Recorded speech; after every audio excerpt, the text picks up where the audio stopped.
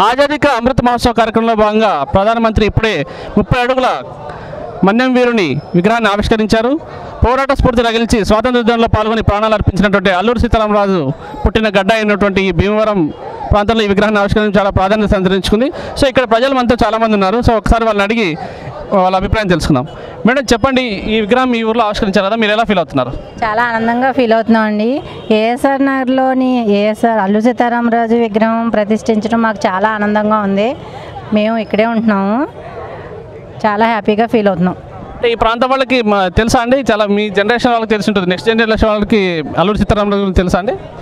ఆ పుస్తకాల్లో చెప్తే చదవడం చేయడం తప్పితే మామూలు వాళ్ళకి తెలియదు కదండి. ఇప్పుడు ప్రతి ఒక్కరికి తెలిసేలాగా మనకి ఇంత విగ్రహం కట్టించి దాని ప్రాముఖ్యత గురించి తెలియచేయడం వల్ల ప్రజలందరూ చాలా ఆనందంగా ఫీల్ అవుతారు.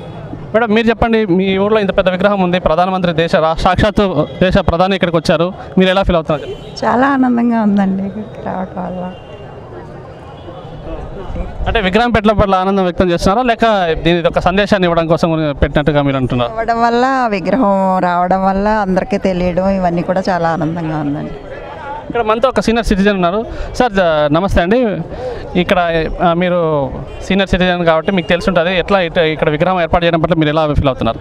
ఈ చుట్టుపక్కల ఇదివరకు తెలియనోడు ప్రతి వాళ్ళకి సీతారామరాజు అంటే ఎవరో తెలుసు, ప్రధానమంత్రిని చూడని వాళ్ళు అంతా చూశారు, అంతే అండి. ఎలా ఫీల్ అవుతున్నారు? హ్యాపీ ఫీల్ అవుతున్నారు? చాలా హ్యాపీగా ఫీల్ అవుతున్నాను. గతంలో ఇటువంటి కార్యక్రమాలు ఎప్పుడైనా జరిగాయి ఇక్కడ? నేను ఎప్పుడు చూడలేదు, నా సర్వీస్లో నాకు 80 ఏళ్ళు పైన ఉన్నాయి. ఇటువంటి విగ్రహాలు ఏమైనా ఇక్కడ ఈ ఏరియాలో ఎవరైనా ఏర్పాటు చేశారా?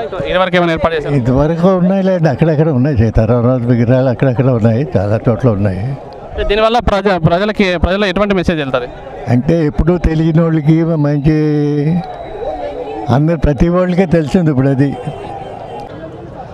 మరికొంతమందితో మాట్లాడే ప్రయత్నం చేద్దాం. చెప్పండి, మీరు ఎక్కడి నుంచి వచ్చారు ఇక్కడికి? అది మాది భీమవరం మండలం గొలంతెప్ప నుండి వచ్చామండి.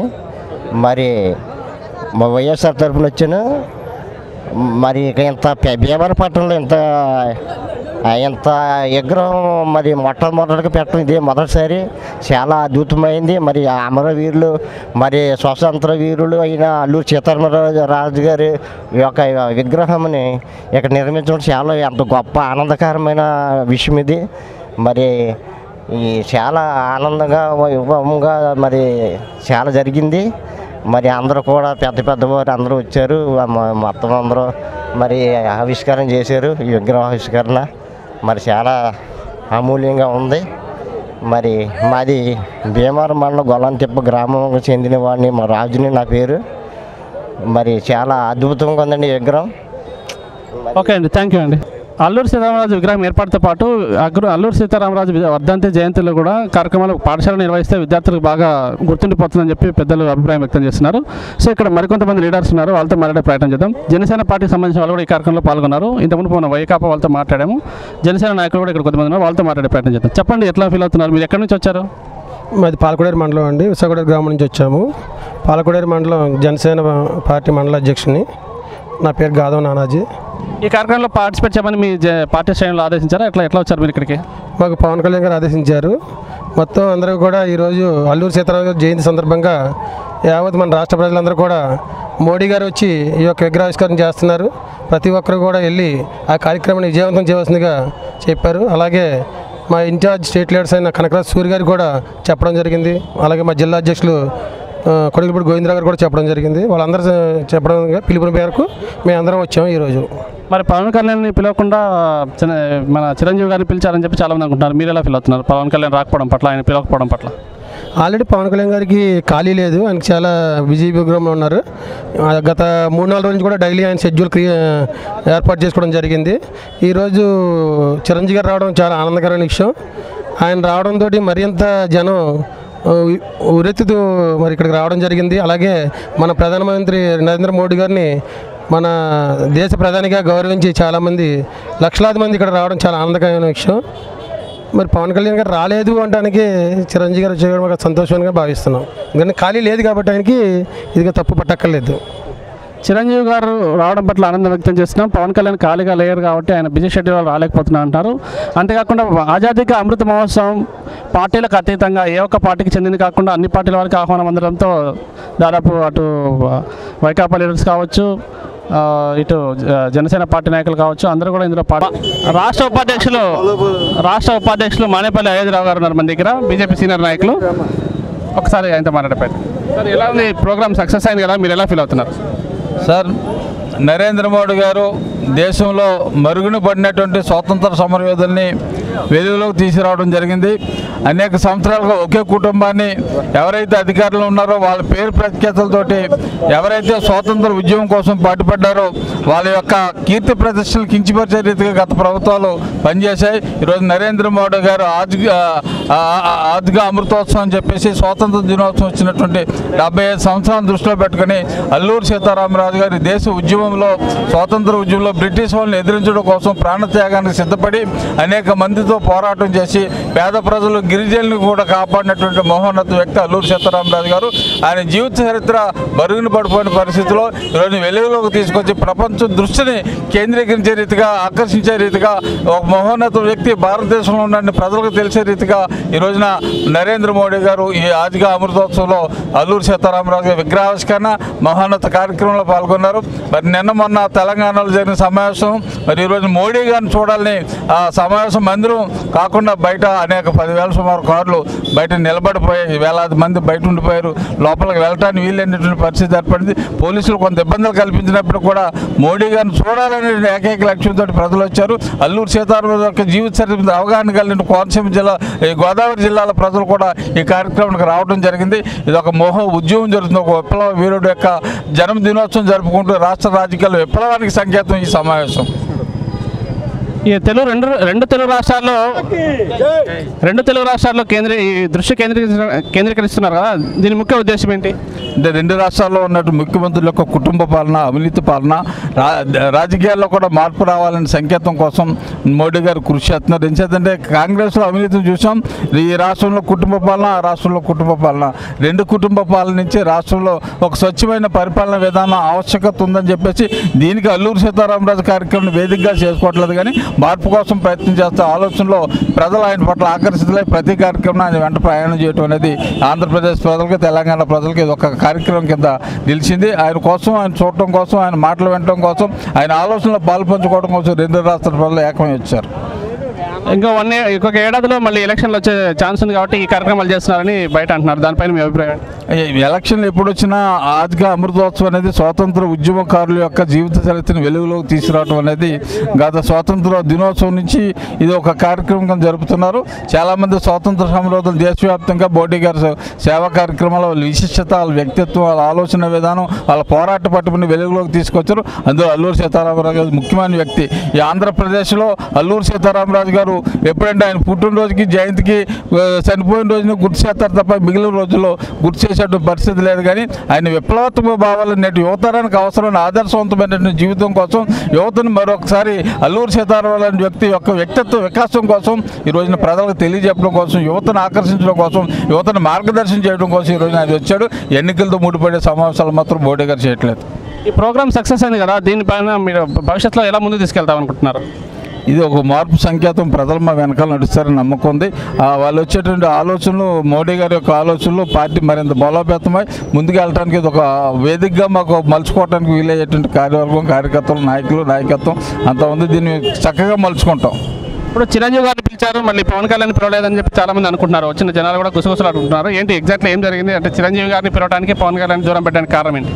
అంటే చిరంజీవి గారు ఈ ప్రాంతానికి సంబంధించిన వ్యక్తి.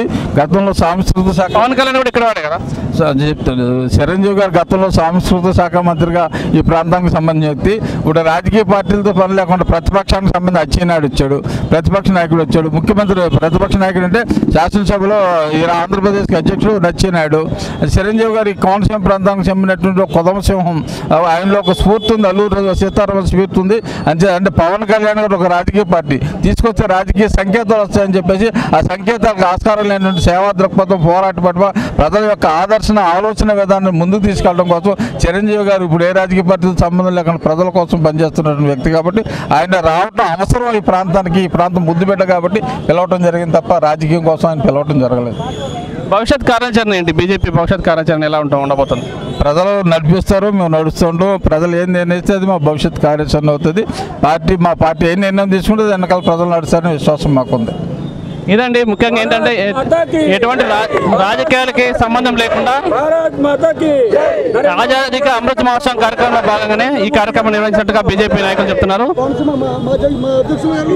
ఇక్కడ బీజేపీ జిల్లా అధ్యక్షులు ఉన్నారు, ఆయనతో మాట్లాడే ప్రయత్నం చిట్టుబాబు గారితో మాట్లాడే ప్రయత్నం చేద్దాం. చెప్పండి, ప్రోగ్రామ్ సక్సెస్ పట్ల మీ అభిప్రాయం చెప్పండి. ప్రోగ్రామ్ సక్సెస్ అయిందంటే ప్రజల మనోభావాలు వాళ్ళందరూ కూడా జ్ఞప్తికి చేసుకుంటూ అల్లూరి సీతారామరాజు గారిని మరి ఆయన యొక్క స్ఫూర్తితోటి ఈవేళ అన్ని చోట్ల నుంచి కూడా జనం అందరూ కూడా వచ్చారు. ఎందుకంటే ఇది గొప్ప విషయం. భారతదేశంలోనే 75 మంది ఇలాగ దేశంలో ఉద్యమం చేసిన వ్యక్తులందరినీ కూడా ఎంపిక చేసి వాళ్ళ పేర్ల మీద మన తెలుగువాడైన అల్లూరి సీతారామరాజు యొక్క గొప్పతనాన్ని సాటి చెప్పాలి ప్రపంచం అంతా అనే ఉద్దేశం చెప్పిన నరేంద్ర మోడీ గారు ఇక్కడికి రావటం, దానివల్ల ప్రజలందరూ కూడా చాలా సంతోషిస్తున్నారు. రాబోయే భవిష్యత్తు రాజకీయాల్లో పెను మార్పు కూడా జరగడానికి అవకాశం ఉంటుంది. నరేంద్ర మోడీ గారి యొక్క జీవితమే ఆదర్శంగా తీసుకుంటున్నారు. అలాగే అల్లూరి సీతారామరాజు యొక్క స్ఫూర్తితోటి భారతీయ జనతా పార్టీ ముందుకెళ్తుంది. యువతను ప్రేరేపిస్తూ యువతను ముందడుగు నడిపించడం కోసం నరేంద్ర మోడీ గారు ఈ ఉద్యమాన్ని చేపట్టారు. ఇక్కడున్న ఒక వర్గం వారిని ఆకర్షించడానికి, రాజులను ఆకర్షించడం కోసమే ఈ ఏర్పాట్లు జరిగాయని చెప్పి ఒక అభిప్రాయం ఉంది. దాని మీద అల్లూరి సీతారామరాజు ఒక రాజులు మామూలు వాళ్ళకి ఎవరికి కాదు, అందరికీ కావాల్సిన వ్యక్తి. స్ఫూర్తిదాత అల్లూరి సీతారామరాజు గారు ఆయన యొక్క స్ఫూర్తి ఈవేళ అందరికీ ఆదర్శంగా యువతకి చూసుకుంటున్నారు. ఒక కులానికి ఒక మతానికి ఆయన ఆపాదించడానికి అది మంచి పద్ధతి కాదు. ఆ మహావీరుడు, విప్లవకారుడు, మంచి పటుత్వం ఉన్న నాయకత్వం ఉన్న వ్యక్తి కాబట్టి ఆయన్ని రాజకీయాలు కుటుంబాలు కలపడానికి లేదనేసి మా విన్నపం. ఈ ప్రోగ్రామ్ సక్సెస్ అయింది కదా, మరి దీన్ని మైలేజ్ తీసుకోవాలనుకుంటున్నారా? మీరు ఎలా మైలేజ్ తీసుకుంటారు? ప్రజలు ఆలోచిస్తున్నారు. మంచి మంచి కార్యక్రమాలు భారతీయ జనతా పార్టీ చేస్తుంది. ఈ పార్టీ కోసమే మనం రేపు రాబోయే ఎన్నికలకి మనం ఆలోచిస్తే మన బతుకులు కూడా బాగుంటాయి. అప్పులు లేకుండా దేశంలో 8,50,000 కోట్లు అప్పు సృష్టించారు. ఒక్కొక్కడికి 4 లక్షలు అప్పు పెట్టిన ఘనత ఈ ప్రభుత్వాన్ని. నరేంద్ర మోడీ గారు చేసిన పనులన్నీ బాగున్నాయి. ఈ రాష్ట్రంలో అభివృద్ధి అవ్వాలి, ఈ రాష్ట్రంలో అధికారం రావాలంటే నరేంద్ర మోడీ గారికి ఓటేయాలని ప్రజలందరూ కూడా ఆలోచిస్తున్నారు. ఈ ప్రోగ్రాం వల్ల తెలుగు రాష్ట్రాల్లో మీరు ఒక పట్టు సాధించాలనే అభిప్రాయం ఉందా? ఏమన్నా పట్టు సాధించడానికి ముందుకెళ్తున్నారు?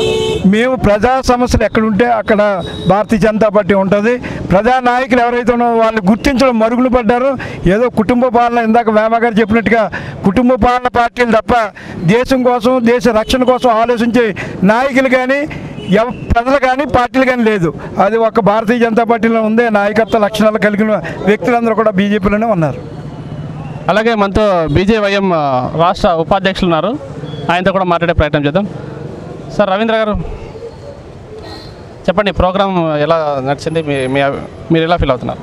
ఏదైతే బీజేవైఎం పార్టీ అధ్యక్షులు వారు అలాగే మా పెద్దలు ఎవరైతే పార్టీ పెద్దలు ఎవరైతే ఉన్నారో వాళ్ళు చెప్పిన సూచనల ప్రకారం మేము నడుచుకుంటున్నాం. అలా పార్టీ ఏదైతే సూచించిందో అదే అవుద్ది. కంపల్సరీ వచ్చే 2 సంవత్సరాల్లోని వచ్చే ఎన్నికల్లో అక్కడ ఇక్కడ కూడా బీజేపీ ఖచ్చితంగా గెలుస్తుందని మా మనస్ఫూర్తిగా అనుకుంటున్నాం. అంటే ఎన్నికలే ప్రధాన ఎజెండాగా ముందుకెళ్తారా? ఎన్నికలే ప్రధాన ఎజెండాగా ముందుకెళ్ళాం. ప్రజలు కష్టాలను చూసుకుంటూ ఆ కష్టాలను ఎలా తీర్చాలన్నదే పార్టీ గుర్తించి ముందుకెళ్తుంది. అంటే భవిష్యత్ కార్యాచరణ ఎలా ఉండబోతుంది? మా పెద్దలు ఎలా నిర్ణయిస్తే అలాగని, పార్టీ ఎలా నిర్ణయిస్తే అలాగని, కేంద్రంలో పార్టీ ఎలా నిర్ణయిస్తే అలా ముందుకెళ్తామని చెప్పి ఈ కార్యక్రమం విజయవంతం పట్ల బీజేపీ శ్రేణుల్లో ఆనందం వ్యక్తం అవుతుంది. Over to studio.